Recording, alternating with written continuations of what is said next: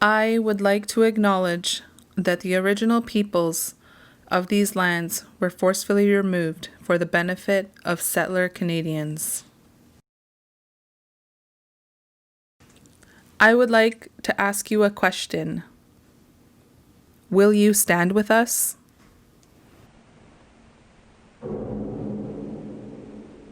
All Indigenous peoples in Canada have been displaced from their own land. We have been pushed to the margins, and we live with the impacts of colonization.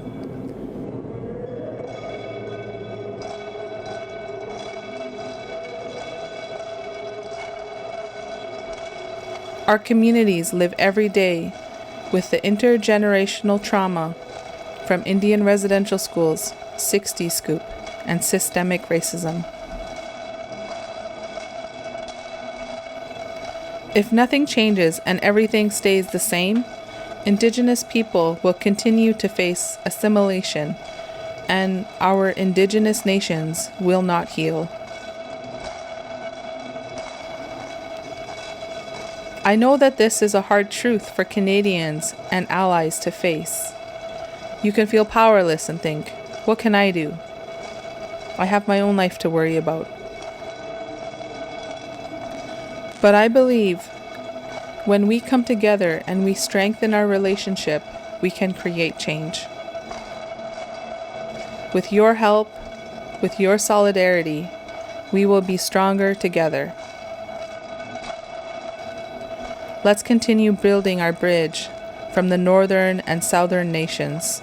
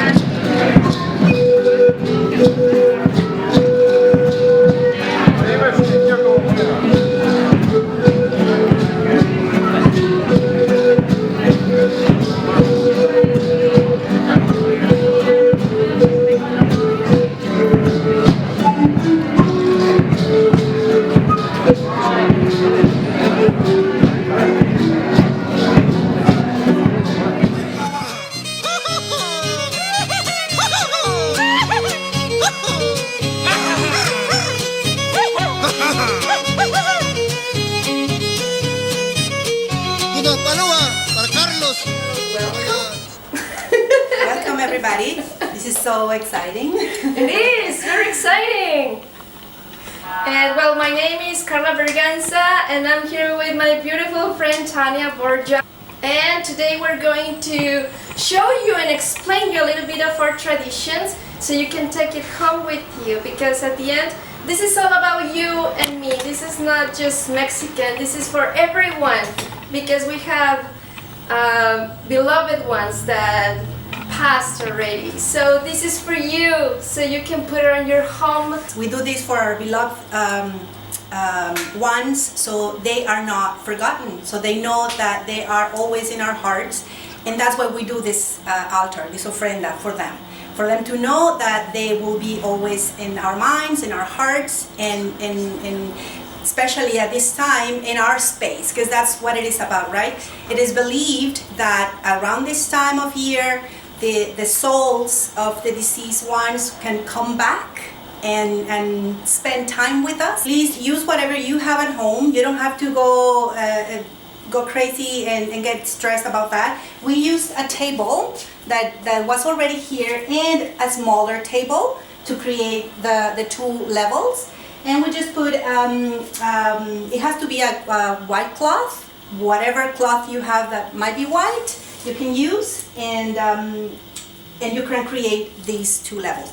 As Karla was saying, there's also another way to build it, which is 3 levels, but if you just want to do it really simple and don't stress about it, you can use 2 levels, and you can use like maybe a box. It doesn't have to be this size, it could be whatever size and whatever you can fit it in your place. So yeah, we'll start with the earth, and the level that represents the earth, it represents the food, it represents the nourishment and it represents also, there's a saying that we come from dust and we go back to dust, right? And so this is the level that's represented. The first one we brought is mole, and maybe you can show it too. And so we have tamales that we are going to also place on the earth level on our altar.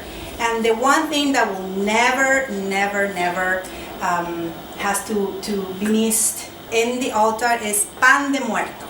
And I know pan de muerto is not something that comes easy. I don't make pan de muerto myself, but if you can't find pan de muerto, it's okay. You can use whatever sweet or whatever dessert or whatever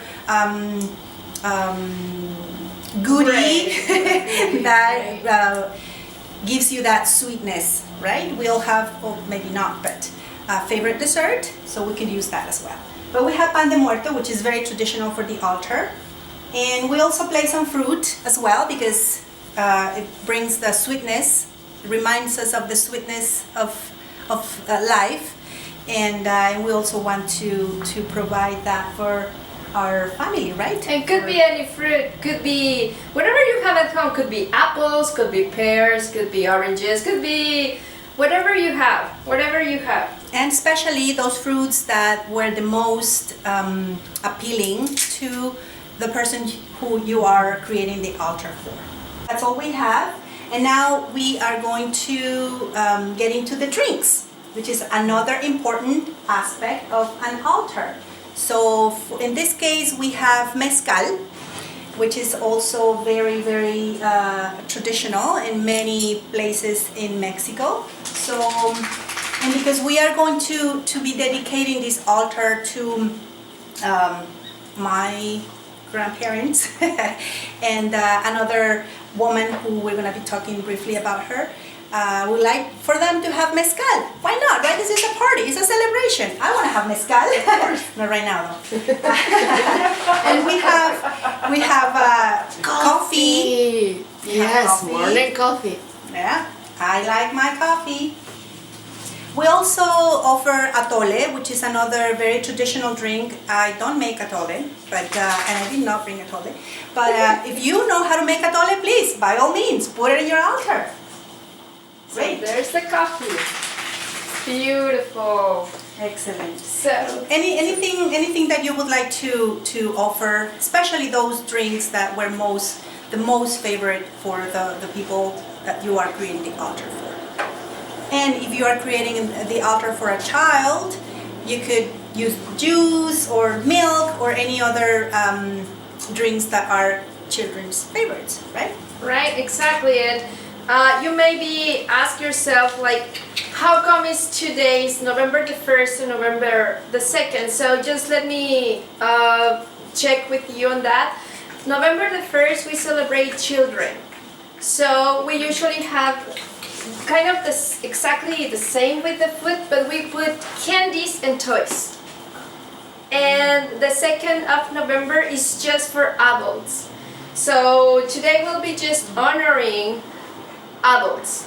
But just keep in mind, if you have any child, you can put candies, you can put chocolates, you can put a story, you can put a toy, beautiful colors, and flowers that smell like roses, chamomile, for example. They're really used for children. Chamomile is usually really used for children's altar. Mm-hmm. But also don't forget cempasúchitl, which yeah. is the featured flower of the Day of the Day altars. So and we have some cempasúchitl here. Ta-da! There you go. Fresh from the garden. Those are the best. Marigold. Here, these ones are called marigold. In Mexico, we call it cempasúchitl. Yeah, it's a little bit hard to even Pronounce say it. But it's all right. You can call it marigold as well. And also, we should talk about the 4 elements. So just keep in mind that the 4 elements that we carry in all our altars or ofrendas is the wind, the fire, the water, and earth. 4 elements, really important: fire, water, wind, and earth. So each element is a representation with all this. The food, because it's coming from Mother Earth, that will become the earth. As well as the flowers.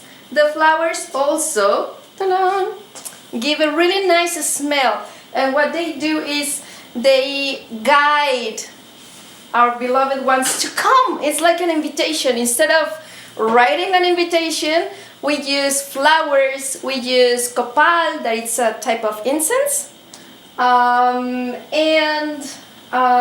We'll be talking about the other elements right now. Okay. So we have, as you can see, we just finished our first level. This is earth, where we placed all our foods, candy, drinks, anything that is the feast, right? The feast part of the altar. And you can add anything that you like that has to do with the element of earth. Whatever that in your culture or in your belief represents earth, you can also place it on this level of the altar. In the heaven, we'll always use the portraits or pictures of your beloved ones. Keep in mind that it has to be just them. If there's a picture, for example, that it's your beloved one with someone that is alive, you can't use that, because that would be like a bad vibe. So a bad omen. Yeah, exactly. So just always try to use pictures of your beloved ones. This year, Dia de los Muertos Collective is thinking about all the women that have been murdered, killed, disappeared, and so this year we're honoring those women, and we have brought the picture of a Mexican lawyer. Her name is Digna Ochoa. She was murdered. So as you can see, all the portraits are on the higher level, and also there's the level where we could place our incense. This is a very, very important aspect, an element of the altar, and we are going to do that now. This is a very traditional incense that we're going to be using. It's called copal. It's a sacred medicine for the Aztec people, but don't worry if you don't have copal or don't know what copal is. No worries. You could use any kind of incense that is dear to you, close to you, that is a sacred medicine for your culture, or just like the regular incense sticks will do as well. Also remember that all the aromas that you are using is to invite them, is to invite your beloved ones to come, so they know it's you, so they can recognize you, because it's not just the aroma, it's your energy too. It's your emotion, it's your love that it's being transmitted through the smoke to them. So that's really important. So incense goes in the first level, as well as candles. Please be very careful with candles, as you know, a safety hazard. So be very mindful when you light your candles to be either contained on a plate or on a glass like this, so it's safe. Usually we lit the candles, we light the candles and we let them lit, so we just be very mindful about that, so we don't have a bad experience with with candles and fire. And remember that fire, it's the other element, right? So again, a candle is a guide, it's the light. So they come to you, and at the same time they can go back. And that's a really important part. If you don't have normal candles, it's okay. There's always those little ones that use batteries. You can also use them. The important thing here is have light. You can use even a small lamp if you don't have those type of candles. Again, you can use whatever you have at home, because it has your aroma, it has your homey aroma. That's the most important thing. Use things that you have at home. Mm-hmm. And the other one is the water. This is another element that we also use in the heaven level. So when they come, they can also drink water, but it's also part of purification of the soul. So whenever they come and visit you, they can ease their soul. They can have more peace when they come and see you. So that's why water is also used in the altar or ofrenda. The belief is that our beloved ones, they come and feast on the essence of the food, the essence of the fruits, the essence of what we are offering, as well as the water, to quench their thirst and to make them feel more comfortable, right? Who knows what they've been through, and so having a nice glass of water ready for them is very, very caring and very nourishing. So that's why we use the water. And the other element is salt. And it's also believed that salt helps with purification, with the purification aspect of the souls. So we have the salt, we have the water, we have the fire, and the incense in the higher level of your altar. And in the lower level, you have your food or whatever feast you are offering to your beloved ones. And we also have another element that we decided to bring just because we like to make it colorful and we want to make it really personal. And these are very kind of traditional objects, items that we place in the altar. And we do have very little space, but it's okay because we are going to be able to fit them. And these ones are sugar skulls. And why sugar skulls? Well, because sugar represents sweetness. And we would like to bring that as well into our altar.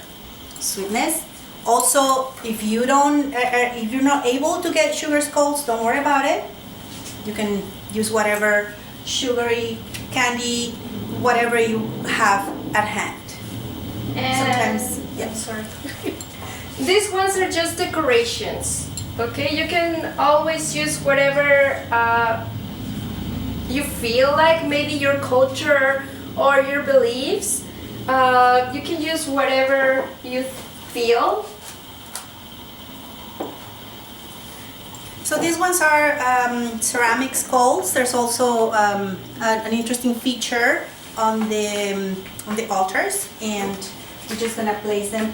The idea of having skulls in the altar is to make them feel comfortable, right? So they know this is their place, and that's why we wear our sugar skulls. Sometimes we paint our faces as skulls because we are getting into that dimension, in the dimension of the Mictlan, the underworld, right? So that's why we use our skulls. And if you happen to have skulls, you can put them on your altar as well. And also, there's a little thing I forgot. Personal objects. The personal objects of your beloved ones. In this case, for Digna, we brought a beautiful necklace. Just a normal necklace. And you can put it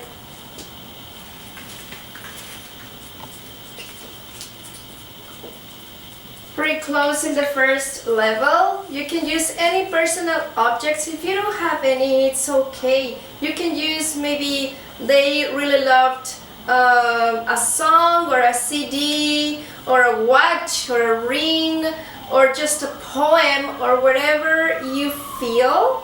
That's what we'll be using as a personal object. Oye, Isiwa, Irene, Sabas, Mitotica.